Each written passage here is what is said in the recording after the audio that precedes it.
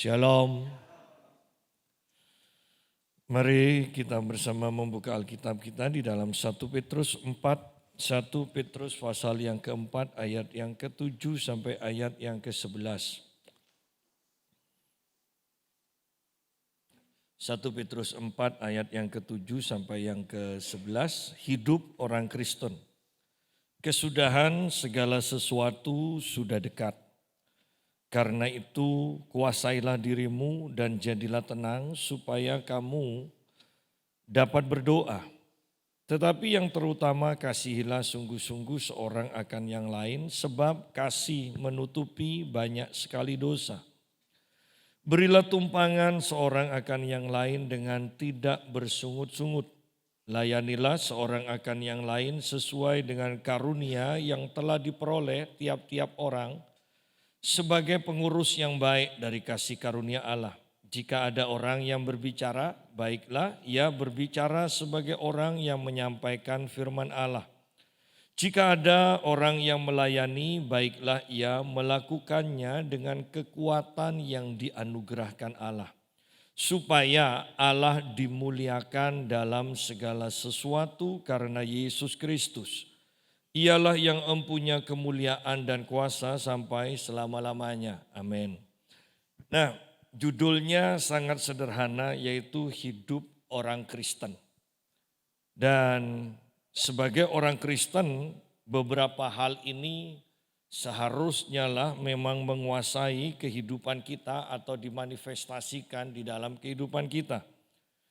Ayat yang ke-7 mengatakan kesudahan segala sesuatu sudah dekat. Segala sesuatu yang ada di muka bumi akan dihancurkan. Kemudian Tuhan akan menciptakan langit dan bumi yang baru. Dan semuanya akan menjadi baru. Jadi yang lama itu akan berlalu. Yang baru Tuhan akan ciptakan, akan dinyatakan dalam kehidupan kita. Sehingga kalau kita sudah mengetahui bahwa kesudahan segala sesuatu sudah dekat, seharusnya kita mulai berpikir bahwa ada yang tidak kekal, yang akan hancur, dan ada yang kekal, yang akan tetap untuk selama-lamanya. Sebagai orang yang mempunyai logika, seharusnya lah kita itu bisa memilih yang benar, yaitu tentunya memilih yang kekal, yang akan tetap untuk selama-lamanya. Bahkan Alkitab mengatakan bumi sedang menuju kesudahannya. Dan di sini diperjelas, kesudahan segala sesuatu sudah dekat. Bumi sedang menuju kesudahannya dan kesudahan segala sesuatu sudah dekat. Lucunya, bahkan orang Kristen, kalau yang bukan Kristen kita mungkin maklum. Tetapi yang Kristen pun apakah bisa dikatakan tidak menyadari atau tidak mengetahui ayat firman ini? Atau tidak mempercayai ayat ini sehingga di hari-hari yang sedang menuju kesudahannya ini justru kita semakin mengabaikan hal-hal yang kekal dan mengejar tergila-gila kepada hal-hal yang tidak tetap, tidak kekal. Ya. Anda perhatikan bahwa kebanyakan orang-orang fokusnya sekarang adalah kekayaan, kesehatan. Oh, semua makanan sehat, suplemen, obat-obatan, cara hidup sehat, semuanya ditawarkan, semuanya dibahas. Ya. Berarti fokus kita sebagian besar juga adalah kesehatan. Ada yang tidak memperdulikan apapun juga, yang penting kerja dapat uang lebih banyak lagi. Ya. Dan bahkan kalau harga-harga naik menjadi semakin bingung dan semakin bingung, fokusnya hanya uang, kerja dan sebagainya. Tetapi Alkitab katakan semua itu akan berlalu. semua itu akan lenyap. Semakin kita mempunyai semakin banyak, ketika itu kehilangan maka kita akan semakin sedih. Tetapi mari kita belajar bahwa ada yang kekal. Mungkin kita mengatakan, yang kekal itu tidak seindah yang tidak kekal. Kita mengatakan seperti itu, orang-orang mengatakan seperti itu karena mereka belum punya pengalaman dengan yang kekal ini. Seandainya kita mempunyai pengalaman dengan yang kekal, bahkan Rasul Petrus dan Yohanes mengatakan bahwa kami mendengar, kami melihat yang kekal itu, yang tidak kelihatan itu. Dan semakin mereka mendengar, semakin mereka melihat, semakin mereka tidak ingin melepaskan yang kekal ini. Yang jadi masalah adalah ketika kita membicarakan yang kekal kepada orang-orang yang tidak rohani, mereka akan menganggap kita gila, mereka tidak akan percaya, mereka tidak akan mengerti. Itu yang jadi masalah. Sehingga pada akhirnya kita harus kembali kepada kasih karunia Tuhan. Minta supaya kasih karunia Tuhan dinyatakan. Tetapi yang pasti bahwa semuanya akan berlalu. Kesudahan segala sesuatu sudah dekat. Yang sangat saya sedihkan adalah bahkan banyak orang Kristen yang tidak menyadari, tidak mempercayai firman Tuhan ini. Dibuktikan dengan kehidupan atau gaya hidup sehari-hari dari orang-orang yang mengaku percaya. Ya. Kesudahan segala sesuatu sudah dekat. Karena itu kuasailah dirimu dan jadilah tenang. Kuasailah dirimu dan jadilah tenang. Ya. Harga ayam naik bingung. Harga minyak goreng naik bingung. Ya. Ada COVID bingung. COVID-nya sudah pergi tetap bingung. Karena sudah jadi gaya hidup kan. Bayangkan 2 tahun hidup dalam kebingungan. Maka kebiasaan bingung ini sukar untuk dilepaskan. Ya. Kalau tidak percaya Anda lakukan setiap hari hal yang sama selama 2 tahun. Maka itu akan menjadi gaya hidup. Orang yang tidak merokok kemudian coba rokok selama 2 tahun, Anda tidak akan bisa melepaskan dirimu dari kehidupan merokok ini. Ya. Jadi inilah kebenarannya. Jangan sampai gaya hidup atau kebiasaan yang tidak sesuai dengan Alkitab itu kita lakukan terus menerus dan kita pada akhirnya tidak bisa dilepaskan. Alkitab di sini mengatakan kuasailah dirimu. Dan jadilah tenang. Bahkan Yesus sendiri mengatakan di akhir zaman sebelum antikris dinyatakan secara penuh. Maka akan terdengar kabar tentang perang di mana-mana. Akan terdengar kabar gempa bumi, bahkan mengalami gempa bumi, banjir, segalanya kejahatan akan semakin bertambah. Sehingga orang takut bahkan sampai mati ketakutan dikatakan. Bisa bayangkan mati ketakutan? Bukan mati karena kecelakaan. Karena sudah terlalu sering hidup dalam ketakutan dan terlalu takut sampai mati ketika takut. Gitu loh. Ya. Belum mengalami gempanya sudah mati dulu. Belum mengalami COVID-nya sudah mati dulu. Ya. Sehingga Alkitab di sini juga mengatakan sebagai orang Kristen, ini loh hidup orang Kristen. Dalam keadaan apapun, kuasailah dirimu dan jadilah tenang. Jadilah tenang. Ya. Untuk menjadi tenang, Anda harus mempunyai andalan. Ya kan? Mau harga naik, kalau tabungan kita banyak, kita tetap tenang. Berarti kita punya andalan. Mau apapun yang terjadi, harga naik, Allahku akan memenuhi segala kebutuhanku menurut kekayaan dan kemuliaannya. Bukan menurut kebutuhan kita, tetapi bahkan lebih jauh lebih lagi menurut kekayaan dan kemuliaannya di dalam Kristus Yesus. Kita punya andalan. Mau penyakit apapun, mau COVID, mau jantung, segala macam. Firman Tuhan mengatakan, akulah Tuhan penyembuhmu. Kita punya andalan.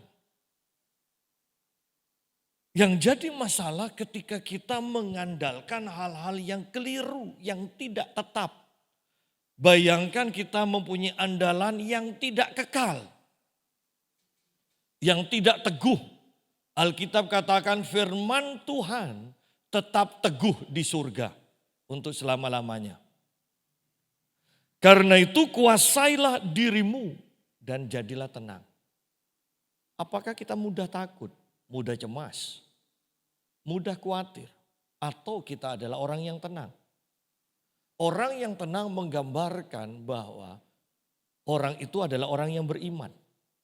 Orang yang tidak beriman gampang bingung, gampang takut. Bayangkan ketika Petrus beriman melihat Yesus di atas laut itu. Dia berjalan di atas air. Dia bisa berjalan dengan tenang di atas ombak yang bergelora. Petrus berjalan. Bukankah itu menggambarkan ketenangan?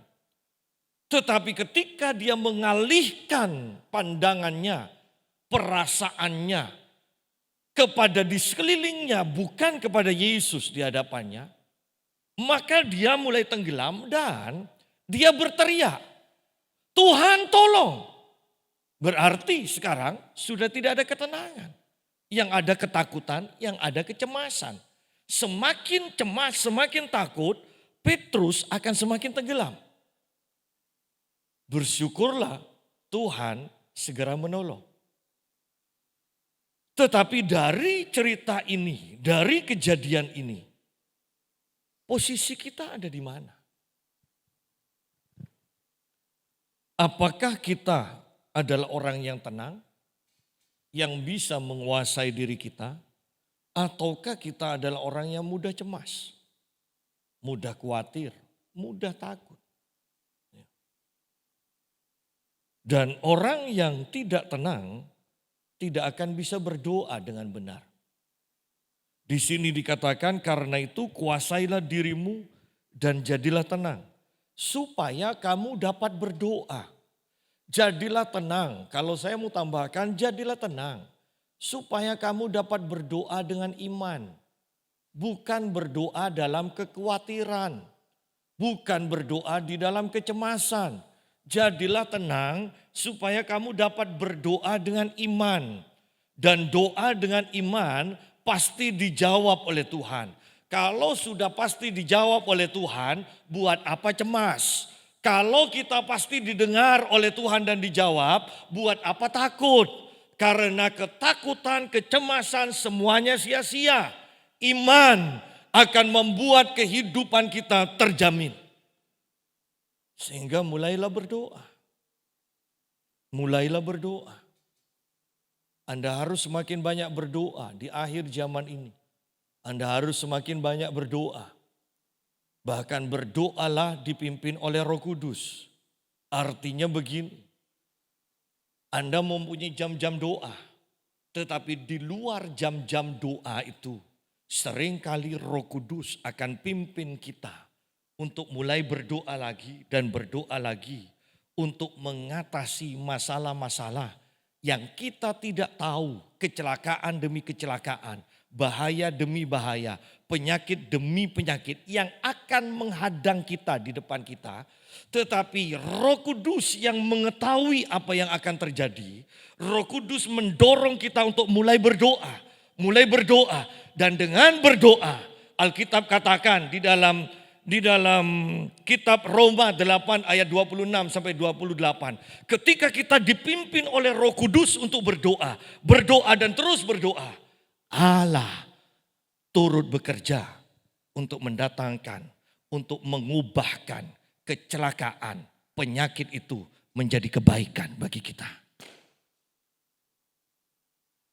Seharusnya ketika kita peka akan pimpinan Roh Kudus setiap saat yang mendorong kita berdoa, mempersiapkan diri terlebih dahulu sebelum kita mengalami sesuatu yang tidak menyenangkan, maka sesuatu yang tidak menyenangkan itu akan Tuhan ubahkan untuk mendatangkan kebaikan bagi kita.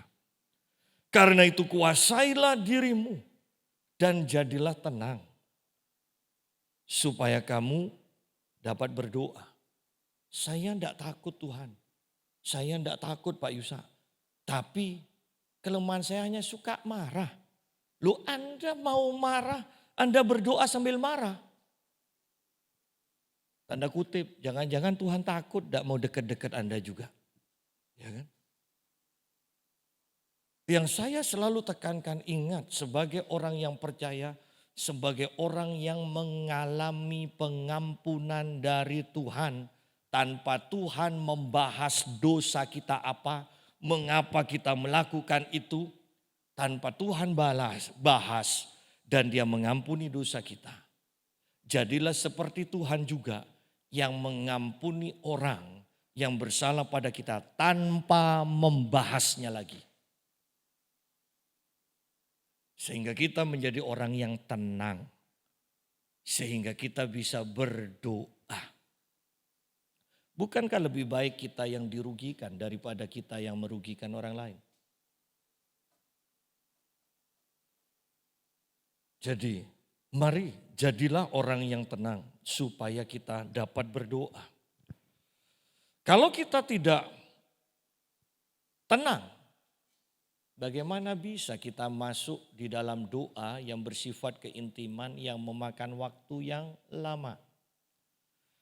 Anda bisa bayangkan seorang ibu yang berdoa, kemudian ingat kompornya apakah sudah dimatikan atau enggak ya?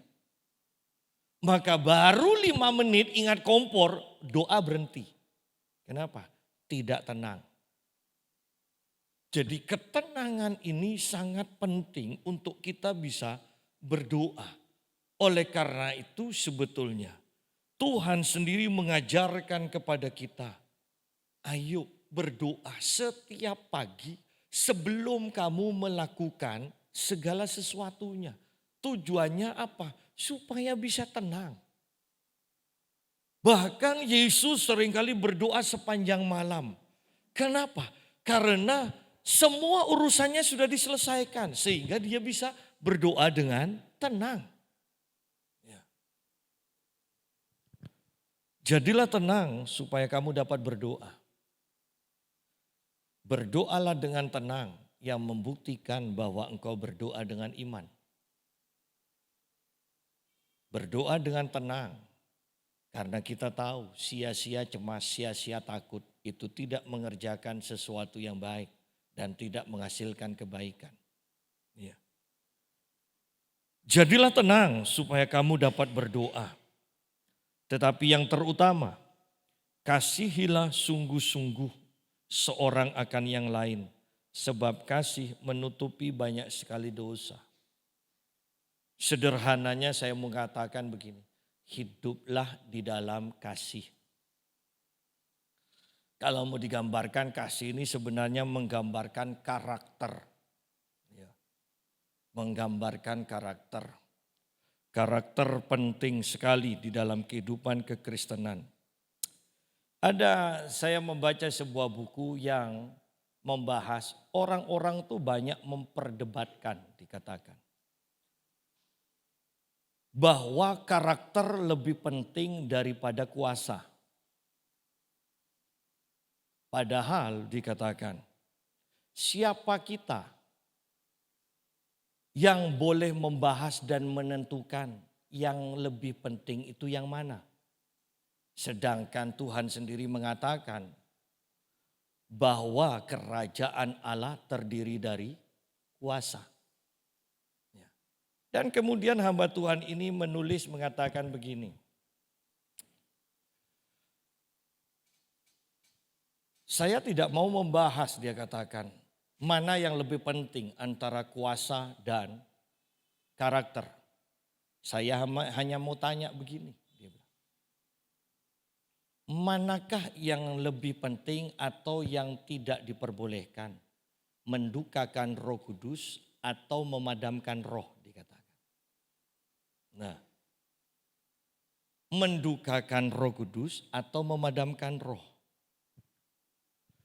Mendukakan Roh Kudus itu menggambarkan tentang karakter. Sudah mendapatkan firman, mendapatkan kasih Tuhan, mendapatkan segalanya. Kok tidak mau nurut, ya kan? Itu karakter. Memadamkan roh.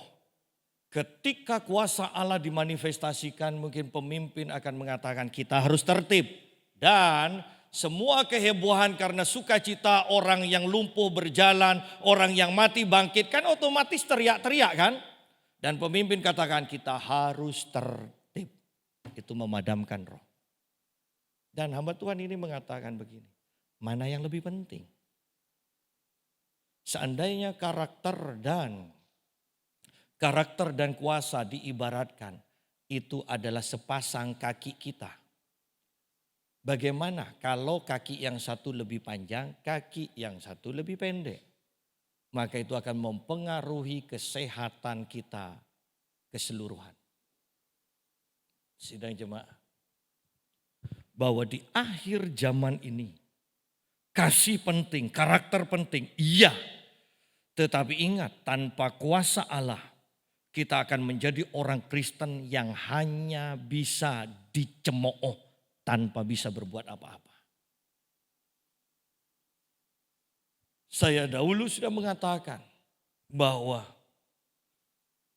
seringkali gereja diremehkan, seringkali gereja dibakar karena gereja tidak bisa apa-apa. Berandai-andai, seandainya orang sakit apapun penyakitnya dibawa ke gereja dan didoakan. Tanpa membayar mereka disembuhkan. Apakah mungkin gereja akan dibakar? Bukankah yang rugi adalah mereka sendiri? Daripada ke dokter. Sidang jemaat, kita melihat di sini bahwa banyak gereja yang terlalu mengagung-agungkan karakter kasih.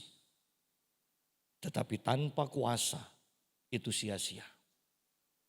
Karena perdukunan semakin meningkat. Karena kejahatan yang diakibatkan oleh mereka dikuasai oleh roh jahat semakin meningkat. Karena bencana alam demi bencana alam. Karena akibat orang-orang berdosa, orang-orang memilih ketidakadilan semakin meningkat. Saya mau katakan bahwa inilah waktunya seharusnya gereja bergerak di dalam kuasa Tuhan. Gereja harus bergerak di dalam kuasa Tuhan. Saya sudah berkali-kali ketika saya melayani orang yang dikuasai roh jahat, seringkali saya mau ditendang, tetapi sebelum tendangan itu sampai pada saya, orang itu tumbang sendiri. Seringkali saya mau dicakar, tetapi sebelum cakar itu sampai pada saya, cakar itu berhenti sendiri.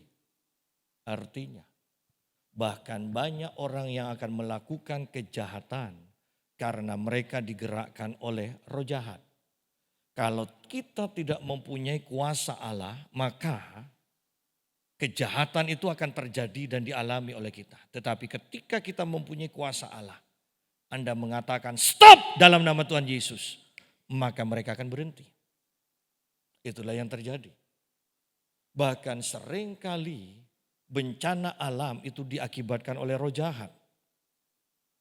Ketika seorang hamba Tuhan yang saya baca bukunya, bahwa kantornya, gerejanya itu ada di pinggir hutan. Dan hutan itu terbakar.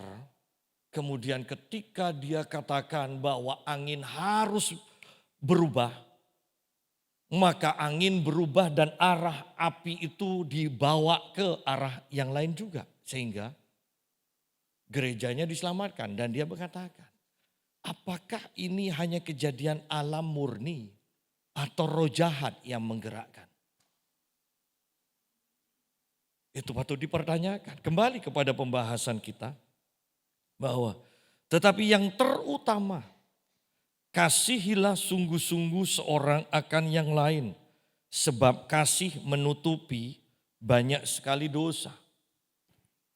Sidang jemaat, bahwa saya mau katakan begini, kasih tanpa kuasa, kasih kita tidak berdaya. Kasih kita tidak bisa berbuat banyak. Seringkali kan saya contohkan, bayangkan gereja tanpa kuasa, ketika melihat orang sakit yang sangat menderita, dokter sudah angkat tangan. Maka gereja yang mempunyai kasih akan mengatakan, sabar ya, sabar. Mungkin kita sambil mengatakan itu sambil menangis, yang menandakan bahwa kita mengasihi. Tetapi orang yang kita kasihi, yang kita tunjukkan bahwa kita mengasihi, orang itu mati di hadapan kita.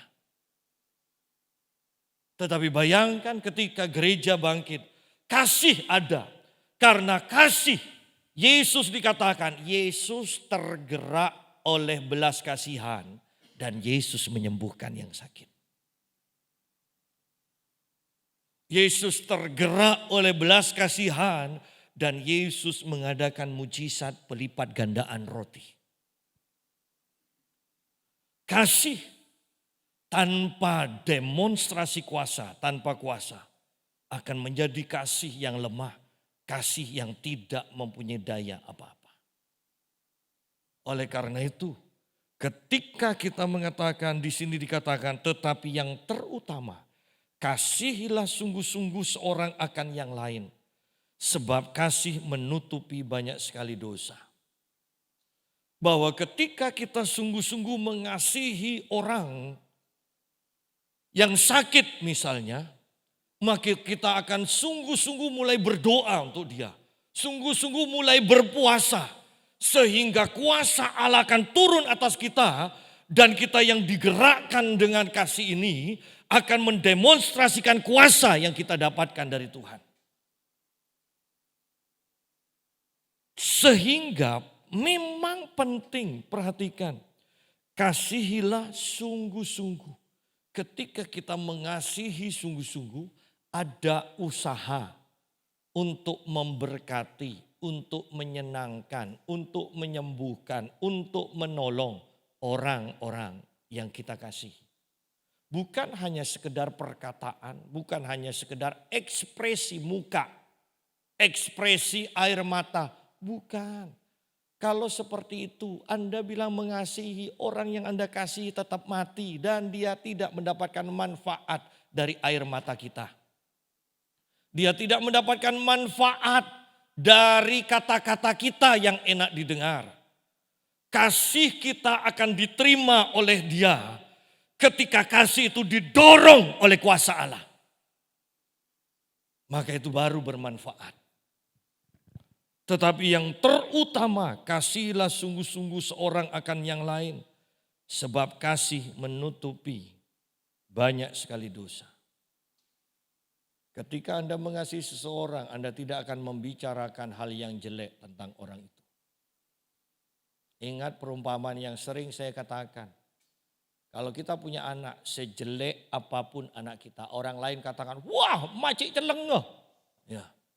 Tapi tetap yang namanya orang tua katakan, cek gantengnya anak saya. Mau hidungnya pesek bagaimanapun tetap aja. Kok mancung hidungnya? Padahal pesek. Lihat, kasih menutupi kelemahan, menutupi banyak sekali dosa. Ya. Saya bahkan heran kadang-kadang orang itu suami menjelek-jelekkan istri tapi bilang mencintai istrinya. Istrinya juga sebaliknya. Laki-laki tidak menghasilkan uang tapi bilangnya mengasihi suaminya. Itu kebohongan. Kasih menutupi segala dosa. Saya sederhanakan. kasih menutupi kejelekan dari orang-orang yang kita kasihi. Ya. Anda ya, ketika Anda mengasihi saya, ada orang yang menjelek-jelekkan saya sebagai gembala Anda kan bela. Tetapi sekali Anda tidak suka pada saya, maka ada orang yang menjelek-jelekkan saya, Anda akan menjadi bensinnya. Anda tidak akan menutupi tetapi justru akan membuka apa yang orang lain tidak ketahui. Jadi dengan demikian bukankah jelas kita seharusnya mengetahui apakah kita hidup di dalam kasih atau di dalam kebencian. Tetapi sebagai orang Kristen, hidup orang Kristen dikatakan yang terutama kasihilah sungguh-sungguh seorang akan yang lain sebab kasih menutupi banyak sekali dosa. Bahkan kalau kita berpikir, banyak orang kebenciannya jauh lebih besar daripada penderitaan yang dia alami dari seseorang. Ya. Karena bahkan yang saya mau katakan begini, bahkan kadang orang yang kita anggap bersalah pada kita, orang itu tidak sadar loh bahwa melakukan kesalahan. Berarti bagi orang itu yang melakukan kesalahan, bukankah dosa itu sangat kecil? Sampai kalau tidak pakai mikroskop, tidak mungkin kelihatan, ya, karena kecilnya. Tetapi herannya, bagi orang yang mengalami yang kecil seperti itu, kok marahnya bisa meledak? Oleh karena itu saya katakan, seringkali kemarahan kita itu terlalu besar dibandingkan kesalahan dari seseorang yang kita terima. Kan rugi kan? Kan rugi. Bu ya kalau mau marah ya sesuaikan. Makanya Anda cari alat untuk ngukur. Kalau tidak bisa beli ada belum diukur jangan marah. Ya. Yuk kita lanjutkan. Berilah tumpangan seorang akan yang lain dengan tidak bersungut-sungut. Saya sederhanakan ya. Karena kalau saat sekarang Anda lihat orang di pinggir jalan kemudian semua diberi tumpangan. Satu nanti akan bawa tanpa pamit bawa almari Anda. Satu bawa HP Anda ya. Tetapi saya mau sederhanakan begini. Di sini dikatakan berilah tumpangan seorang akan yang lain dengan tidak bersungut-sungut. Berilah dengan sukarela. Sederhana kan? Itu hidup orang Kristen. Hidup orang Kristen tanpa gaya hidup memberi. Berarti dia bukan orang Kristen.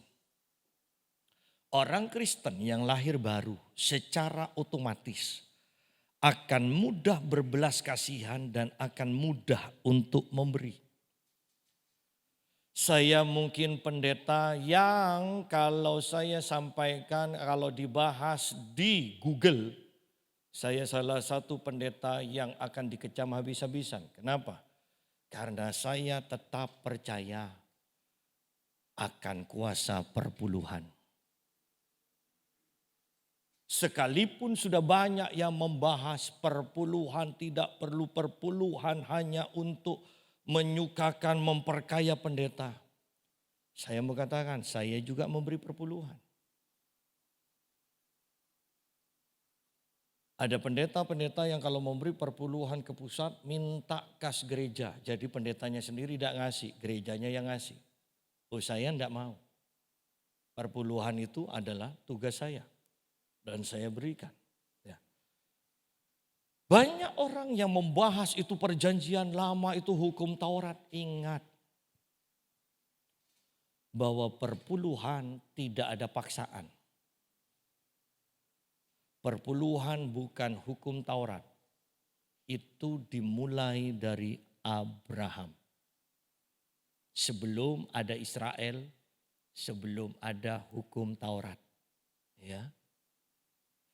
Dan Abraham dikatakan sebagai orang, sebagai bapak orang-orang beriman.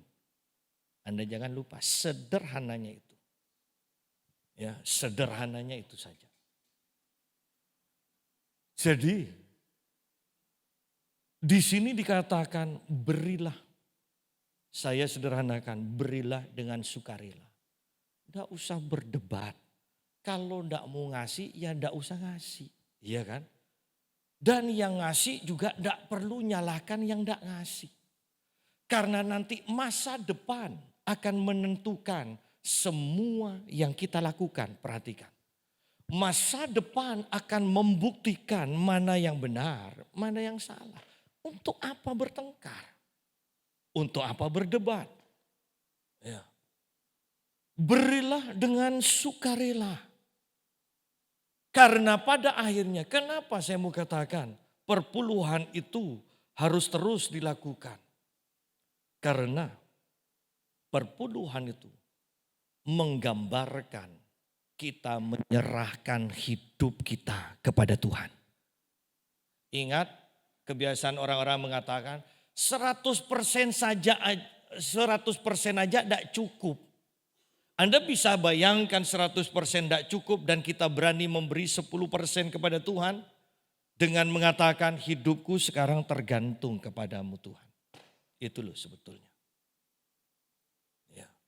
Banyak orang tidak mengerti.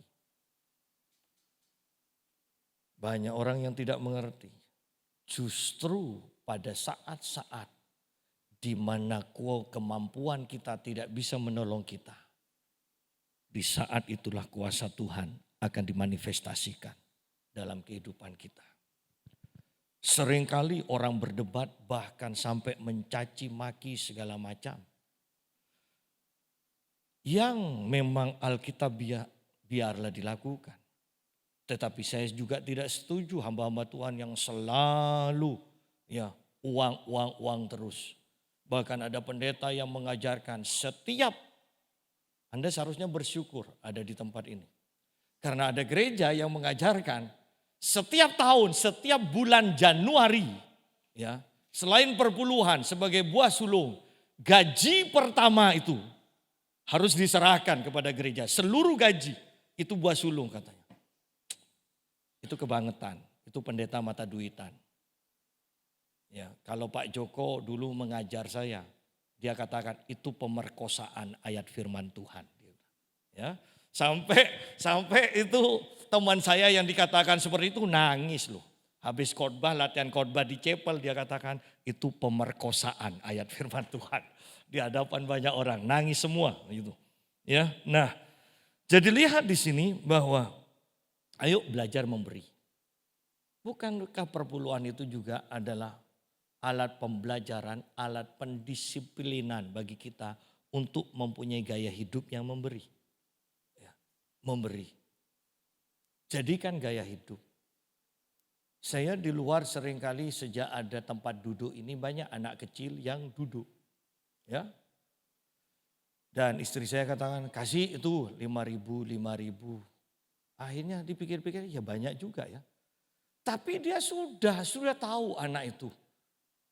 Pokoknya jam segini saya jalan-jalan, jam segini saya keluar, orang-orang sudah, Om mau kemana Om? Oh ya Om mau kemana harus ngasih dulu Om. Ya. Sampai bahkan kadangkala saya tidak keluar, kan seringkali saya tidak keluar juga. Saya fitness itu ada yang sampai ke tempat fitness loh. Hanya lihat dari luar, kalau saya lihat itu, oh iya lama tidak ngasih. Saya kasih baru dia akan pergi dari tempat fitness itu. Tetapi yang saya mau tekankan adalah, ayo mau banyak mau sedikit Anda harus mempunyai gaya hidup yang memberi. Karena pada waktunya nanti Anda juga akan pernah mengalami kekurangan. Dan orang yang memberi kepada orang yang tidak mampu dikatakan memiutangi Tuhan. Maka Tuhan akan membalikan apa yang sudah kita keluarkan. Jangan takut di dalam memberi dan jangan memberi karena paksaan, jangan memberi karena ingin dilihat orang, memberi tanpa bersungut-sungut, sederhananya memberi dengan sukarela, dengan sukacita. Layanilah seorang akan yang lain sesuai dengan karunia yang telah diperoleh tiap-tiap orang sebagai pengurus yang baik dari kasih karunia Allah. Sidang jemaat, bahwa setiap orang Kristen harus bisa melayani. Kenapa? Karena Tuhan sudah memberikan kasih karunia-Nya. Tuhan sudah memberikan karunia kepada setiap orang yang percaya. Dan tentunya kasih karunia-Nya itu atau karunia-Nya berbeda-beda. Sekarang seringkali campur aduk. Saya katakan seringkali campur aduk. Yang tidak punya jawatan nabi aja sekarang, getolnya itu bernubuat. Sehingga saya katakan kalau seperti itu bukan nubuat, itu ramalan. Ya. Ramalan itu hanya akan mengagungkan orang si peramal sendiri.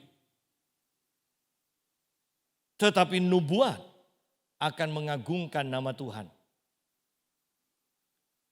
Kemudian di masa yang seperti sekarang terjadi kekacauan juga. Orang kaya yang seharusnya melayani dengan keuangannya sekarang mau berkhotbah. Dan saya melihat kekacauan begini. Mendirikan PD. Kemudian PD-nya sekarang ada perjamuan kudus. Kemudian PD-nya ada perpuluhan. Loh, ini kan gereja. Tetapi takut untuk mengatakan ini gereja. Kenapa? Sekali mereka katakan ini gereja, maka orang yang datang itu akan kembali ke gerejanya masing-masing. Ya.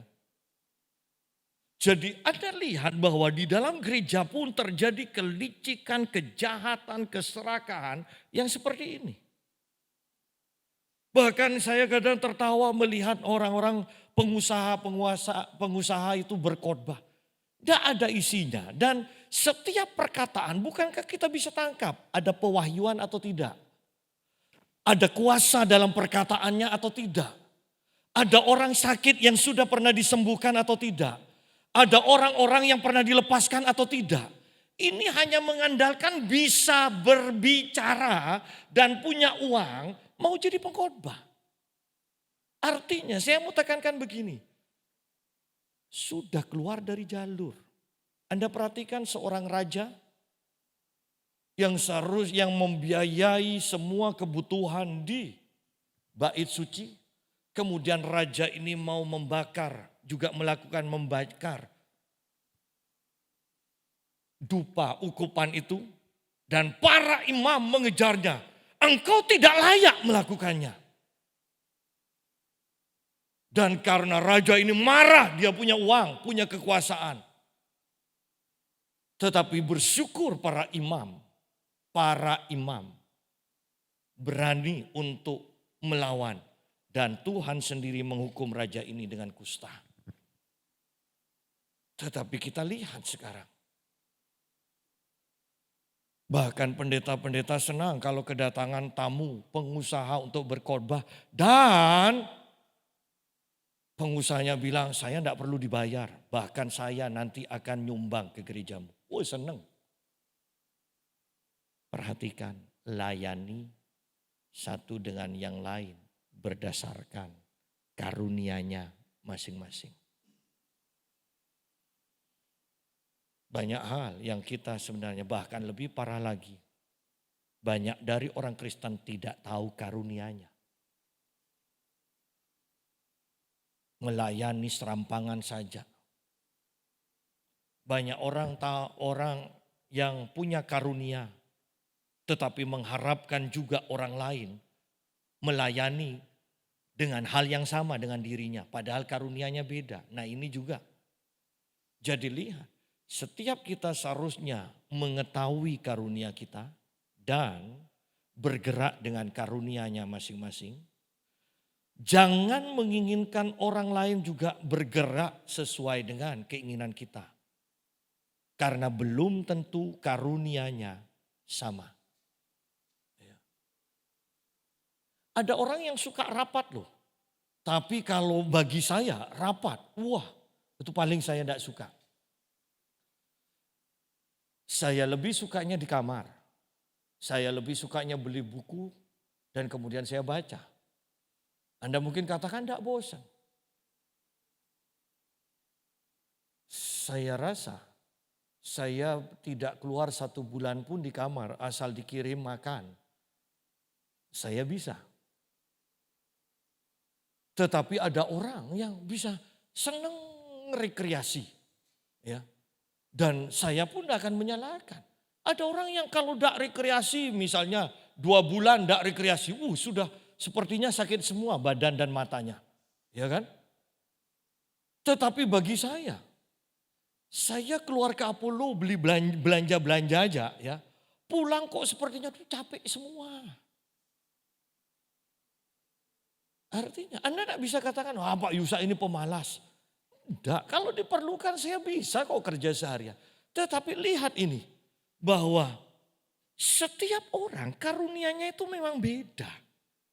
Kalau papi dulu sama Lin almarhum, mau jalan dari pagi jam 6 sampai pulang jam 11 malam, tenang aja tuh. Tidak ada bilang rasa capek, enggak. Kenapa? Karena karunianya orang itu memang beda-beda. Sehingga ayo nikmati dan bergerak dengan karunia kita masing-masing. Jangan menyalahkan orang lain kalau orang lain itu tidak menjadi sama dengan kita. Karena memang Tuhan sudah buat semuanya itu untuk kemuliaan Tuhan dengan karunia yang berbeda-beda.